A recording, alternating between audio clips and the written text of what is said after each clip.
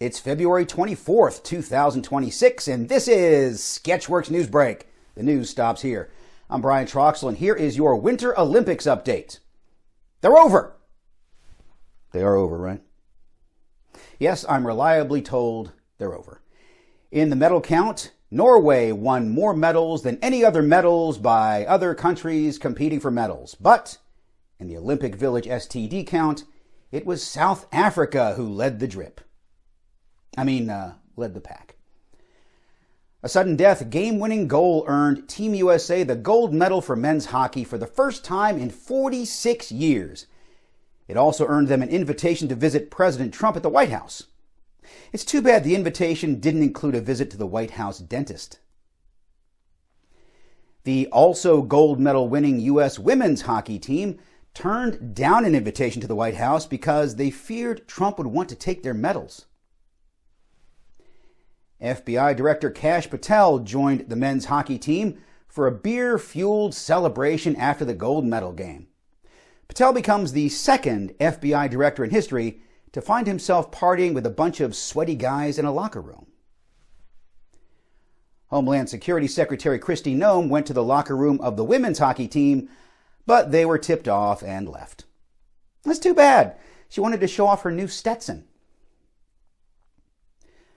A 21-year-old man armed with a shotgun and a jug of gasoline was discovered entering the grounds of President Trump's Mar-a-Lago estate in the early hours of Sunday morning. He was shot and killed by authorities as he trained the shotgun at two Secret Service agents. The man was identified as Austin Tucker Martin, a North Carolina golf course artist. What's a golf course artist? Do they paint portraits of golf courses? Or do they paint the paintings that hang in golf courses? And would those paintings be of golf courses, or perhaps a simple bowl of fruit? Or of mountains with happy little trees?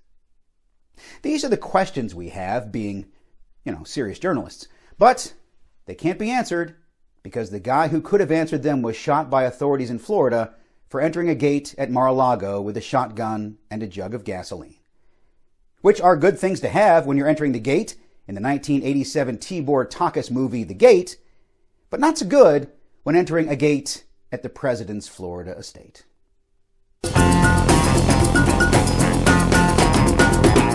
Actor Billy Zane turned 60 today. Yeah, the kids all love Billy Zane. The Chicago-born, divorced actor came into this world the same year NBC formed The Monkees for a television program. That show was canceled in 1968, the same year the Monkees made their disastrous feature film Head, co-written and co-produced by Jack Nicholson. Billy Zane's first feature film was 1985's Back to the Future, where he played Match, which is something someone should have used on Nicholson's screenplay for Head, along with a shotgun and a jug of gasoline.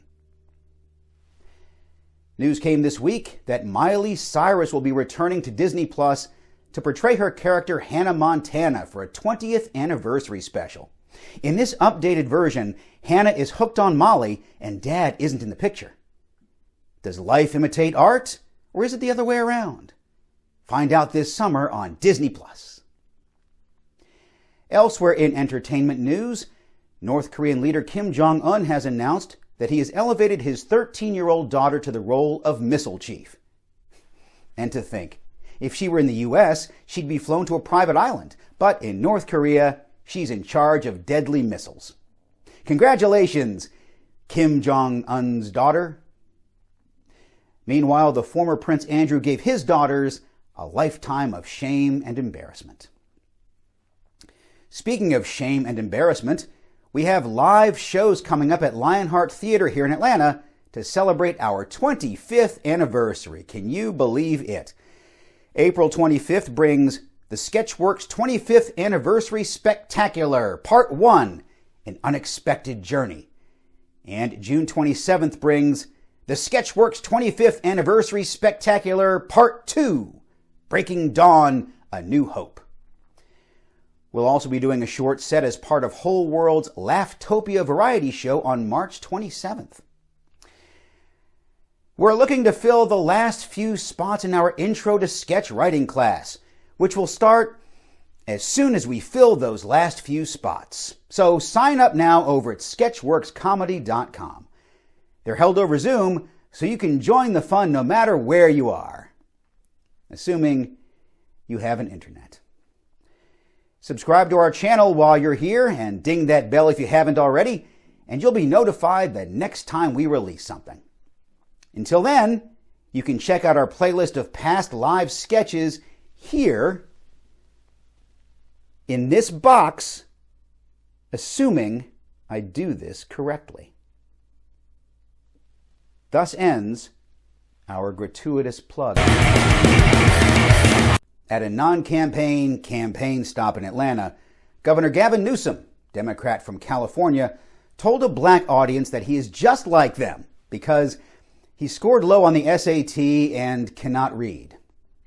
Which is too bad because he can't enjoy the very book that he wrote, which he was promoting. Fortunately for Newsom, he did not yell out the N-word like Tourette's advocate John Davidson did at the BAFTAs. I didn't know they had the N-word in England.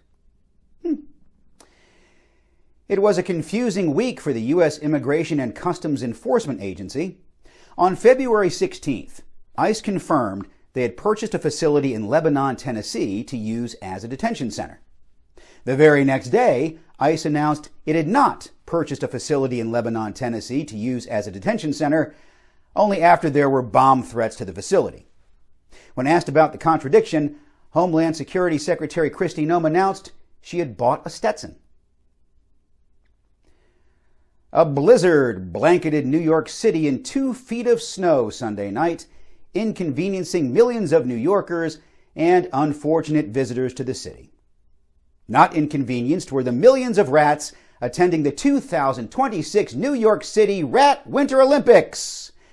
Rizzo the Rat won the ski mountaineering competition, Skimo, which is the chutes and ladders of winter sports, but was later disqualified when it was learned that he's not from New York City at all, but from Rhode Island. Instead, the gold went to Pizza Rat, who went home and watched The Phantom with Billy Zane. The Japanese city of Osaka received an anonymous donation of more than $3 million in gold bars to fix the city's aging water pipes. It would have been easier if the donor just gave the city pipes.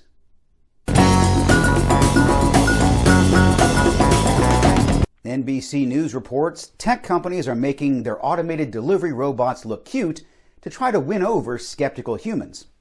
Their initial plan to have the robots look like Arnold Schwarzenegger did not test well at all. Reports out of North Africa say that Chad has shut down the border with Sudan. Chad then stormed off to his room and blamed his sister for ruining his life. The U.S. Supreme Court declared President Trump's far-reaching global tariffs to be unconstitutional. The U.S. has collected around $133 billion in tariff revenue since December, which will eventually be refunded as gift cards to the Trump Tower gift shop. UPS announced it was closing their Atlanta hub to expand to a nearby, more efficient facility, which is actually a FedEx. Not closing any hubs, despite losing money hand over fist each year, is the U.S. Postal Service. We lose money hand over fist each year. So check out that Patreon if you haven't already. That's all for Sketchworks NewsBrake. We'll be back next week, and we hope you are too. I'm Brian Troxel. Say hi to your mom for me.